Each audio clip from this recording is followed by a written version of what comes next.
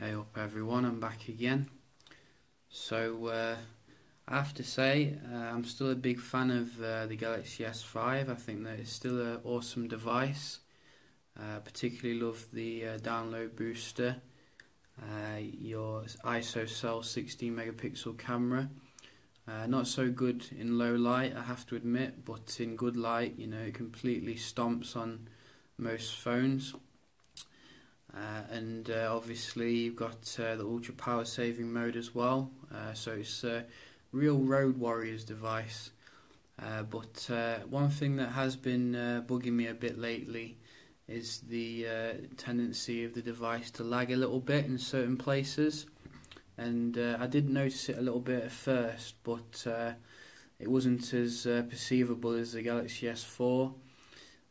But as time gone on, I think that it has become a bit slower than it was, and I think that possibly the large amount of bloatware that Samsung like to stuff on their devices has something to do with it.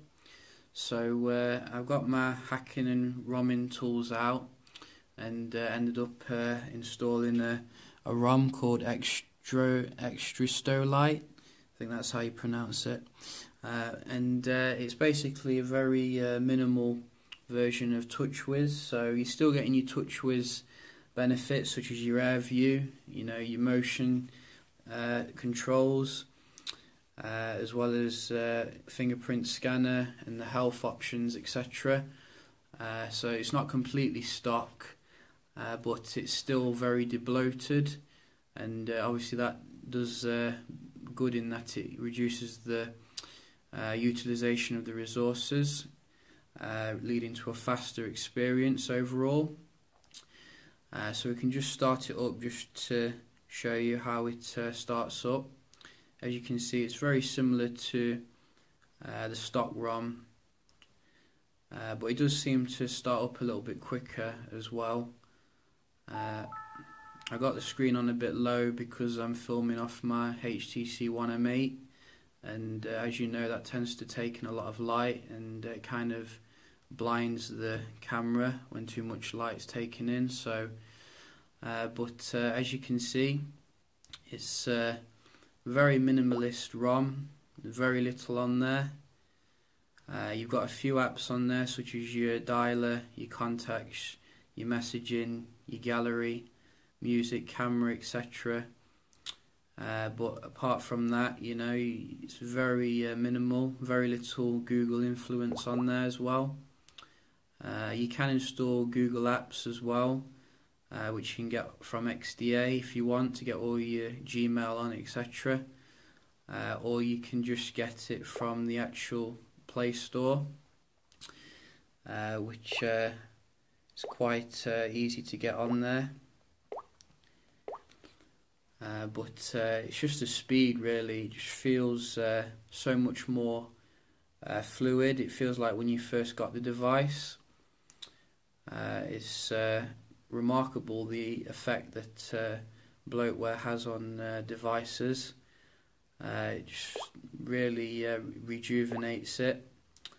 So if you're into ROMing and routing, I definitely recommend that you give consideration to doing this, particularly if you're into the speed that stock devices like Nexus 5 Moto X gives you. I think I saw a comparison recently between the Nexus 5 and the iPhone 6.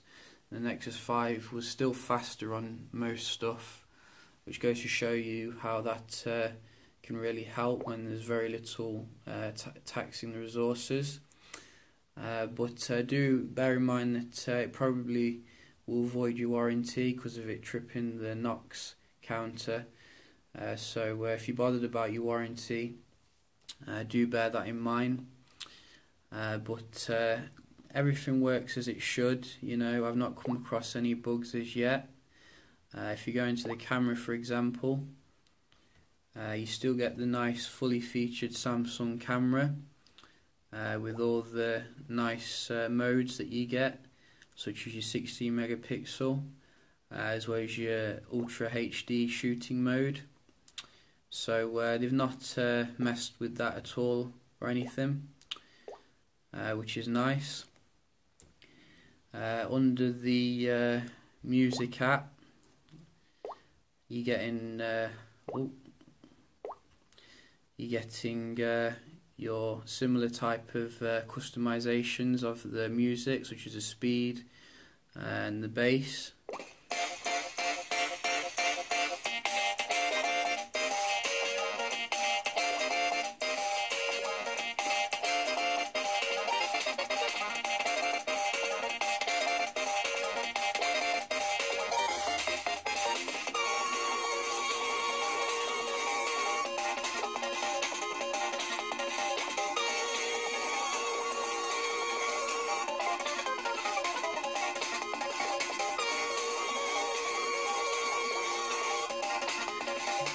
So you don't have to worry about losing any of that functionality.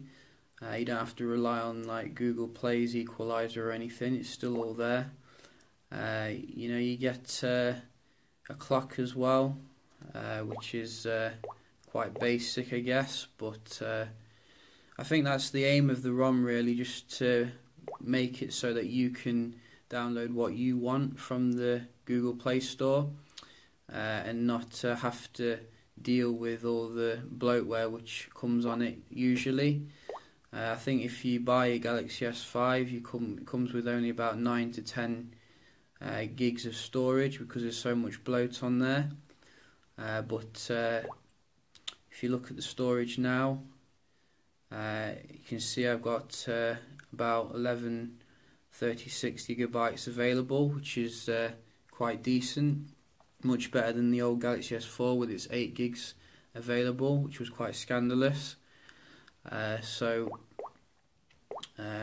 actual size of the ROM, I think, is about 500 megabytes, so it's very low in terms of the storage amount that's needed to run it. And I think that's really good for keeping the experience nice and smooth. Which is obviously an issue with some Samsung devices.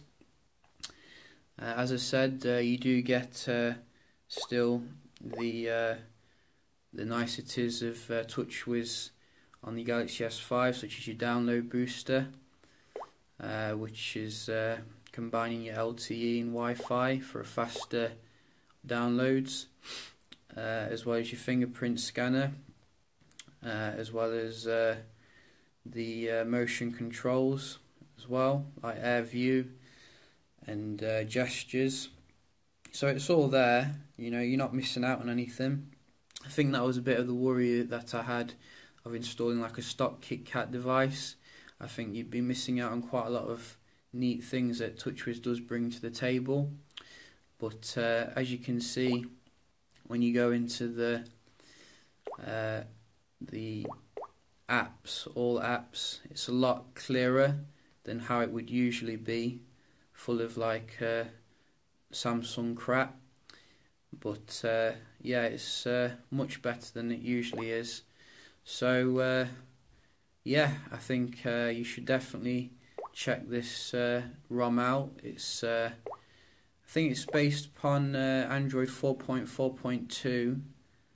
Which is a bit of a shame. You'd have liked it to have been on the latest Android, but other than that, it's still very fast. I've not noticed any issues with it.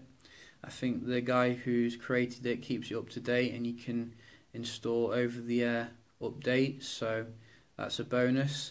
When you are installing it, it does guide you through it, and you can install little tweaks here and there to make the experience even better. I have no idea what a lot of these tweaks do, to be honest, but it seems to speed up the device, and I'm happy about that. So yeah, definitely check it out, the XtreStoLite ROM. And if you're lucky, I might upload a tutorial of how to put it on your device if I've got time. But I hope you found the video informative, and if you did, please subscribe or like it, and I'll see you next time. Cheers.